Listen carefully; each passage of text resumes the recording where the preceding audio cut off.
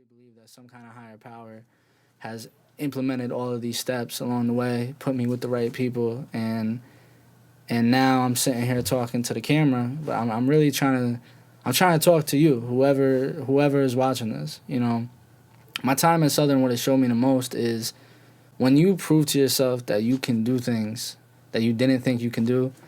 That's how you build confidence. That's how you build that drive to keep going. You have to continuously show yourself, like, I didn't think I could do this. I'm going to put myself in uncomfortable situations. And when you prosper in those uncomfortable situations, you're going to fail at times. But the moments that you do prosper, that's what's going to give you the motivation to keep going.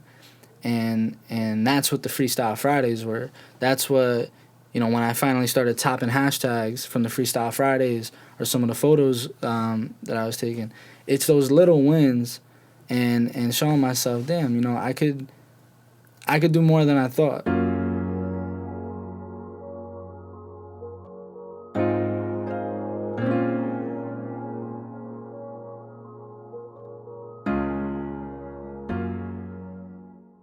Where do we begin? Room 115, man. It holds a lot of memories, a lot of key moments in the whole journey so far. I moved in late August 2019, and I moved into room 115 West Campus. And my roommate Joe Vincenzi, shout out to you, always dealing with me, making beats and making music. But it wasn't long until I turned the dorm room into the studio I got right behind me right now. Up until Southern, I think that music was much more of a hobby for me, and I think that once I moved in, and at the time, you know, it was a difficult time personally for me, but it was bigger than that. You know, I was a kid that was going freshman year into Southern. College was funny for me because everybody goes to college and it's like you're supposed to party, you're supposed to go nuts, and it was just never like that for me. I don't know if it's a good thing or a bad thing, but I did a lot of things growing up that I probably shouldn't have done as young as I did. But I think when I got to college, it didn't feel like this whole new world to me. And instead of focusing on those things, because I did a lot of that in high school, when I got to college, I wanted to flip the script and I wanted to change something. I wanted to change myself, because I really wasn't going after anything. I was just a regular person, and you know, there's nothing wrong with that. But me personally, I want to be something more than a regular person, and I was just trying to figure it all out. I was in a program that was supposed to really open that up for me. It didn't really do that. I spent a lot more time in my dorm room making beats and recording. I brought the microphone, and I would take it out when I would go back home, and then bring it back. And the RAs thought I was crazy, but I was just in there late night, all day really, just making beats, and I really just sat and beat after beat would just get better, and I was watching the improvements, and I would let people come into the dorm room. A lot of football players lived on my floor, and they'd always hear me making some shit, so they would come in and jam out with me and just hear what I was cooking up. You know, shout out Alex Ward, Ryan Souls, you know, people like that don't realize that they really kind of pushed me in the journey, and that's what Southern was. You know, I met a lot of people, Chase, Chesco, people that really helped me to film the Freestyle Fridays, and that would just support the vision. And you know, eventually it all led up to me performing at the SCSU talent show, this social justice talent show, I think it was. And yeah, just getting there was a journey in itself. Like fucking all this music, it's like, I'm fucking here, dude. It's the start, like this is the beginning. Yo, what is it? It's the beginning. Think about it. You're already this far. You're about to go crazy tonight, all right? You're gonna kill it. Is he gonna kill it? Once I got He's gonna kill it. Once I got that microphone in my hand, that's why. You ain't gonna feel alive. You're gonna feel spiritual. Yeah, I feel you. That's what it came out like. Like you guys said, it did better. Just hearing my voice, like holding that mic, like it's destiny, bro. It's like fucking. There's no. I've been waiting for that feeling all 2 months now, bro. God. And it's like, thank God, bro. It took a second. I just thank God. Like, can't even fucking put it into words how it feels. Imagine how I'm gonna feel after the show.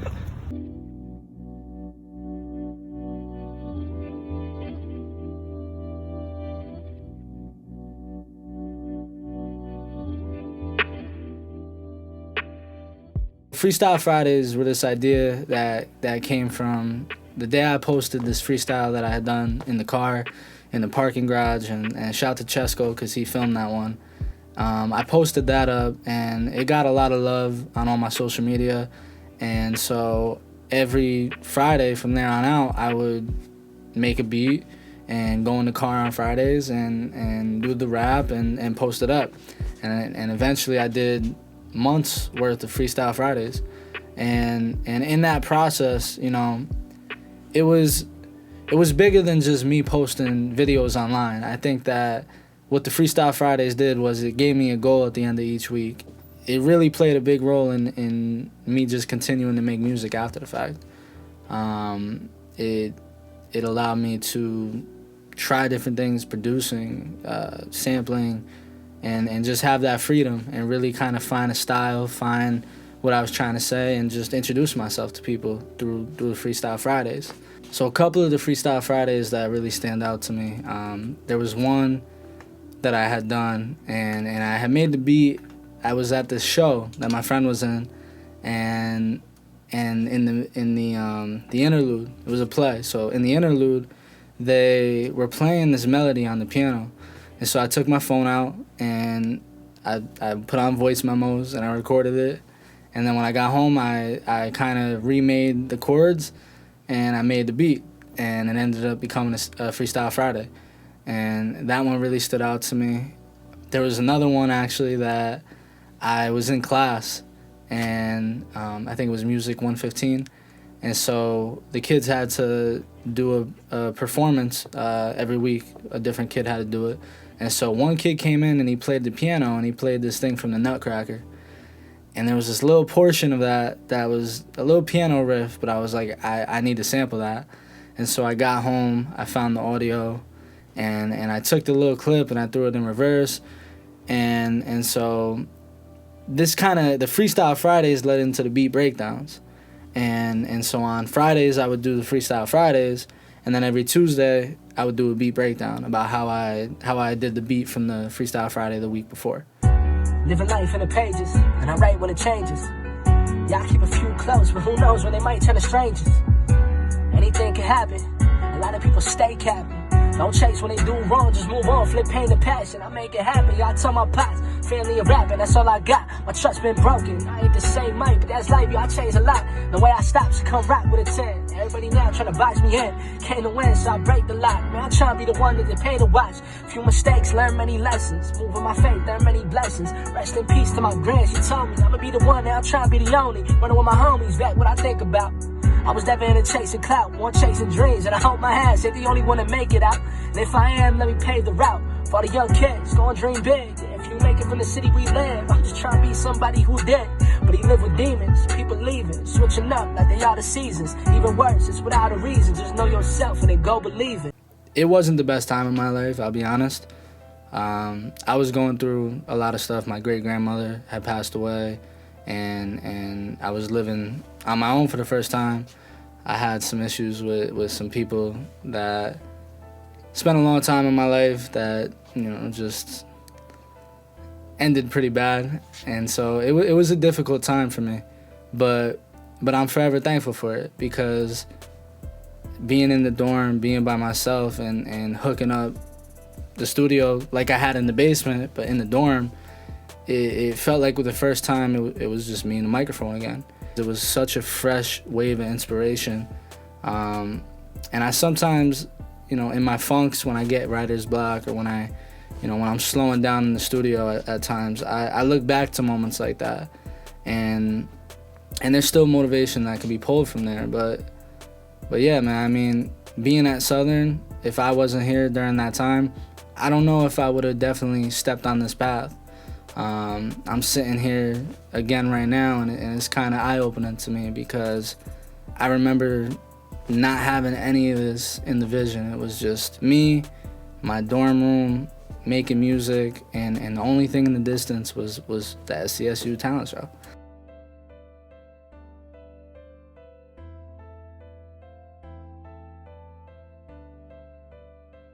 It was a personal goal of mine. It was me striving for something that I really didn't know if I was going to be able to do because I hadn't performed in about 5 years before the show. And so to put myself in front of 500 people first time out the gate, it was a leap for me. But I was just in a place that I needed to prove to myself, yo, I could do it. I could go up there. And I belong up there. And I had to go through the audition process, and I got accepted, thank God. But when that show came, it was like everything came to the head. I mean, everything, the whole process of moving in and working hard for the show, it all came there. And that was the first time I stepped on stage as Micael The Son. That was the first time I stepped up and actually did a rap. Grass in the green, losing myself in the sky. Long time I've been running away from myself, and I don't know why. But it's over now, I gotta see it more. Where it's real, I gotta see it soon. I feel it out coming inside, but where ain't feel you will of a kind. But the feeling I am alive, you better be on the line. Picking up the edge, ready to erase all the saying that's in your mind. You asked for a glimpse, I gave you a sense. One of the person and one of the sun, one of the curse. I'm dropping the hearse, the burying the bundling. I become one like the bundling in my past. Leave all that mumbling in the grass when it's the trap. Homies I had were never the same when they fell through the cracks. Chris in the flame, it's time to relax. Mixing the brainiac with a trap. Anyone stepping, I rip him in half. No testing the sun with his foot on the gas. Yeah. I look back at the video and I know there's a lot I could do better, but we all got to start somewhere. And so to do that was incredibly inspiring to myself, just to show myself I could do something that I didn't think I could do.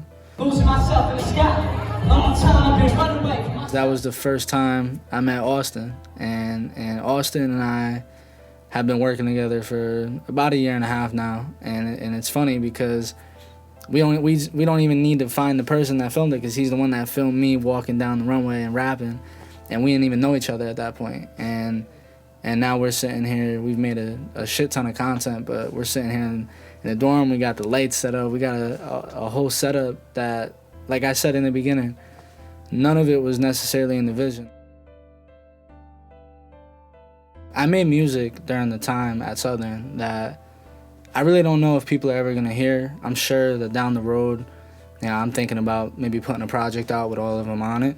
But the music I was making at Southern, it wasn't like the music I was making in the basement, because that was a different level of freedom and kind of immaturity in myself. And when I got to Southern, a lot of situations forced me to dive deeper into myself as an artist. And like I said, I was making a lot of songs. But there was a set of songs that I made from an experience that I had first month, I should say, of college, that is some of the deepest stuff I ever wrote. And it was some of the first music I made in the dorm. So it set the tone for really the rest of my time here. And until COVID hit and we were forced to move out, my dorm room was my studio. And I'm not saying that the music we made out of it was, platinum recording or it was amazing, but it was extremely, extremely just inspiring. And it was the beginning stages of the next 2 years. I want y'all to make some noise. One.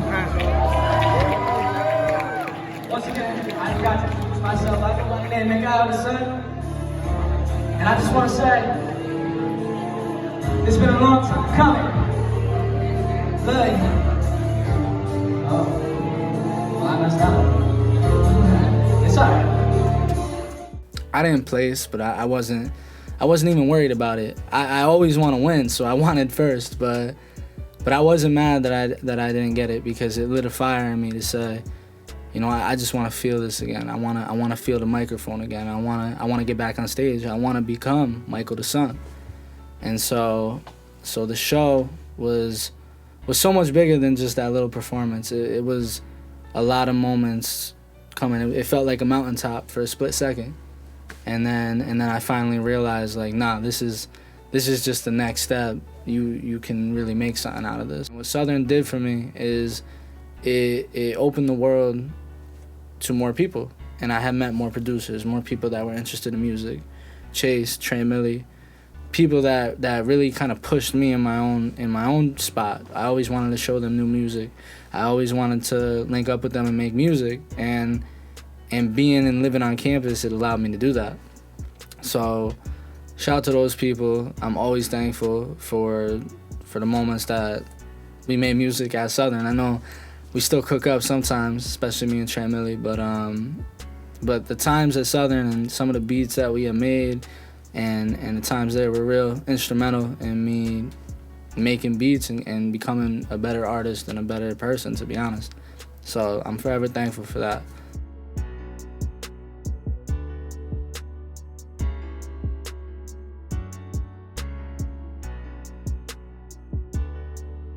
As a musician, like, you need, like, to be surrounded by people who, like, motivates you and, like, push you to the extent that you want to be.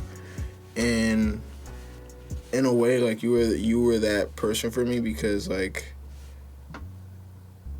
I don't know, like, you were so focused, bro. So it's like, all right, dang, I'm trying to get there. Like, I remember those times that we would go to con and just be talking about music and just, like, talking about J. Cole or you were just telling me some Jay-Z quotes, and I'm like, bro, this nigga is, like, so, like, knowledgeable, like, bro. Like, dang, bro, like, I'm trying to get like you, bro. It's always fun looking back and never forgetting moments along the way, key moments in the journey, because, you know, I try to remain humble enough by recognizing these times, and, you know, I'm just forever thankful.